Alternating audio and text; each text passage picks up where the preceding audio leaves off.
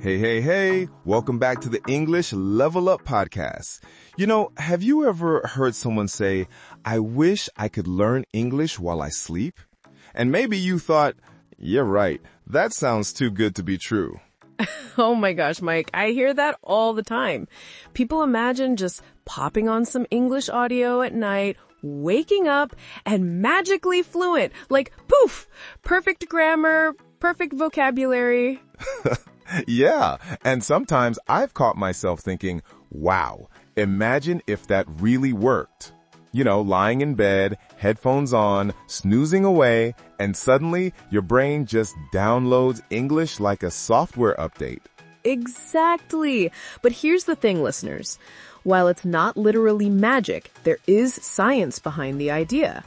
Your brain actually consolidates memory during sleep, and if you do it right, you can reinforce your English knowledge while you rest. That's right.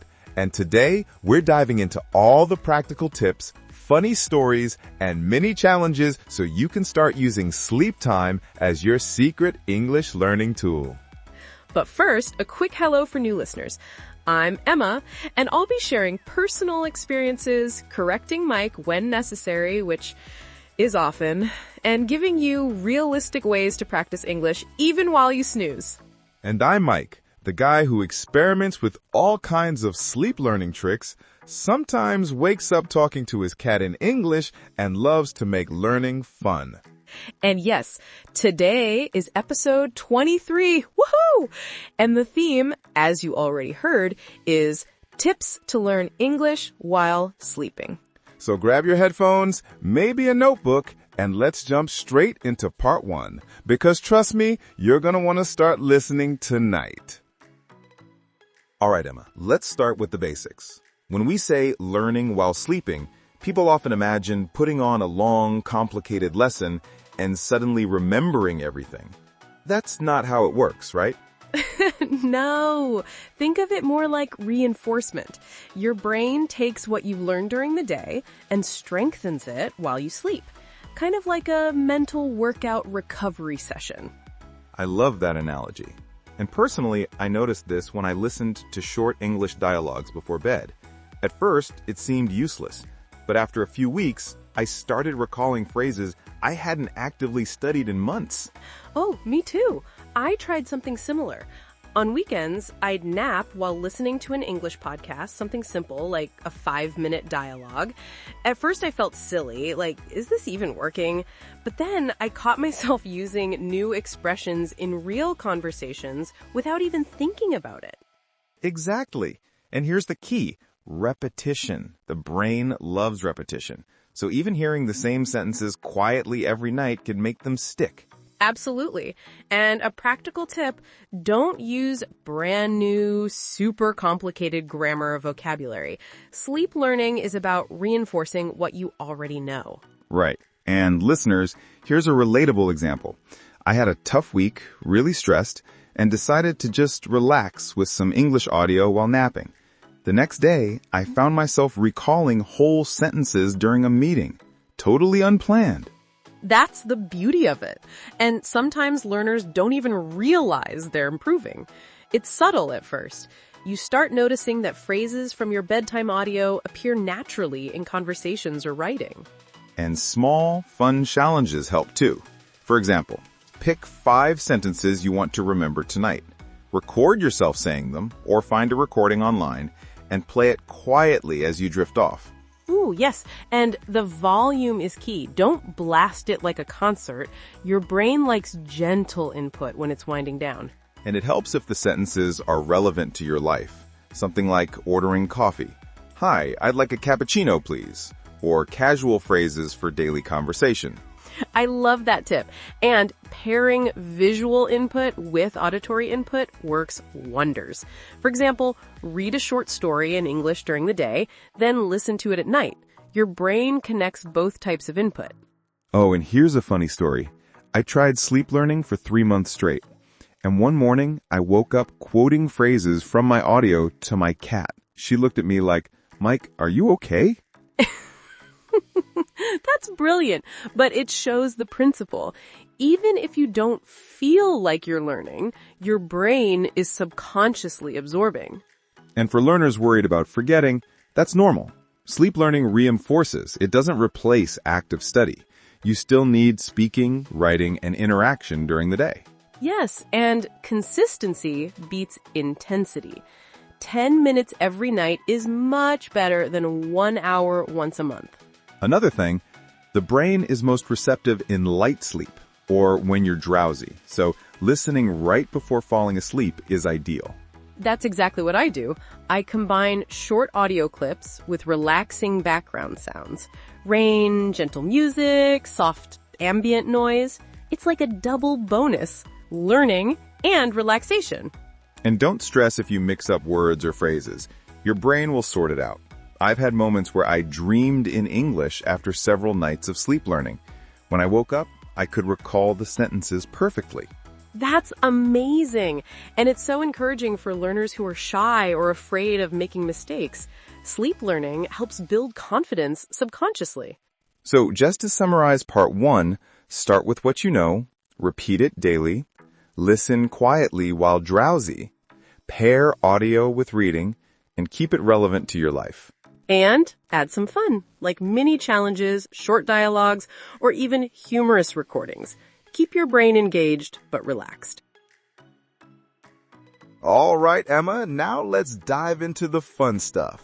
I've had some hilarious experiences with sleep learning. My first attempt ended with me waking up at 3 a.m. saying, "Extraordinary, magnificent," over and over. Oh my gosh, that's amazing. I once woke up my roommate shouting, "I must consolidate the past tense."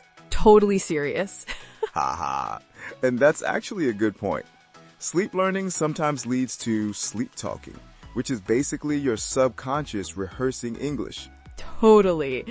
And for listeners, this is why volume control is important. Your neighbors or pets might give you funny looks. Speaking of pets, my cat once stared at me for 5 minutes after I shouted, "I'm going to master phrasal verbs" in my sleep. All right, let's get practical with mini challenges. Challenge 1. Tonight, pick a short dialogue, 4 to 5 sentences, and repeat it quietly before bed. Challenge 2. Keep a dream journal focused on English phrases that appear in your dreams. Even writing, "I dreamed of ordering coffee" in English counts. Challenge 3. Label at least 5 objects in your room with English words. Review them at night. Your subconscious will pick them up. And let's not forget humor. One time, I tried listening to a Shakespeare play while napping and woke up quoting Hamlet to my coffee machine. That's classic, but it's a good reminder. Start simple. Short, repetitive content works best. And pick content you enjoy. Your brain is more receptive if you're interested. Maybe a funny podcast, a favorite song, or a short dialogue. Also, combine listening with daytime practice. If you read or write during the day and then reinforce it at night, you're essentially doubling your learning. Ooh, and a tip for pronunciation. Record yourself saying short phrases, listen to them before sleep. Even half asleep, your brain starts mimicking the sounds. That's so true. I remember practicing tongue twisters before sleep and waking up able to say them faster. And consistency is key. Even 3 nights a week helps, but daily practice is ideal for noticeable results. And don't worry about mistakes. The goal of sleep learning is reinforcement, confidence, and passive memorization, not perfection. Exactly. And here's another mini challenge for our listeners. Record 5 of useful everyday phrases tonight. Then in the morning, try to recall them out loud. And add a cultural twist. Think of situations you might encounter if traveling or interacting with native speakers. It makes the learning more practical. All right, part 2 summary. Many challenges, humor, repetition, simple and enjoyable content, pairing with daytime practice, and cultural relevance. And remember, it's not magic. Your brain just consolidates what you feed it. So be strategic and consistent. Now, Emma, let's go deeper. Culturally, some learners are hesitant to speak because they fear mistakes. Sleep learning helps by boosting subconscious confidence. Yes. For example, I had a student from Spain who was terrified to speak English. After consistent sleep learning for a few weeks, she started experimenting with small phrases, even joking with friends in English. That's so encouraging. And listeners, the key here is that your brain absorbs patterns subconsciously. You start using phrases naturally without thinking too much. Exactly. But common mistakes? Some learners think sleep learning replaces active study. Nope. Speaking, writing, and interaction are essential. Sleep learning just reinforces what you already know. Another mistake, using content that's too advanced. If you're at B1, listening to C2 or C1 materials will frustrate your brain. Start with dialogues, simple podcasts, or short stories. Now, let's look at ready-to-use phrases. These are excellent for sleep learning. I'm looking forward to. Example, I'm looking forward to the weekend. Could you please? Polite requests. Could you please pass the salt? That sounds great. Expressing agreement. I'm not sure, but I think useful for conversations where you need to give opinions politely. And situational examples. Ordering coffee. Hi, I'd like a cappuccino, please. At work, could you send me the report by 5 p.m.? Simple, practical, everyday phrases. Cultural tip. Intonation and pronunciation matter. Sleep learning helps you hear patterns, even if you're not actively practicing. Absolutely.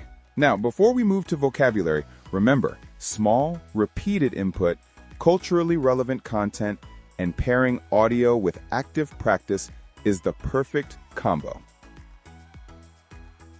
Let's review 12 keywords and expressions from today. First, subconscious.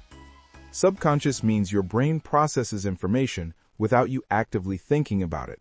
Example, I learned new English words subconsciously while sleeping. Next, consolidate, to make something stronger or more permanent. Sleep helps consolidate what you learned today. Repetition, doing or hearing something many times. Repetition helps memory. Mini challenge, a small task to improve your English. Tonight's mini challenge, repeat 5 sentences before sleep. Drowsy, feeling sleepy. Listen to audio when you're drowsy. Boost, something that improves progress.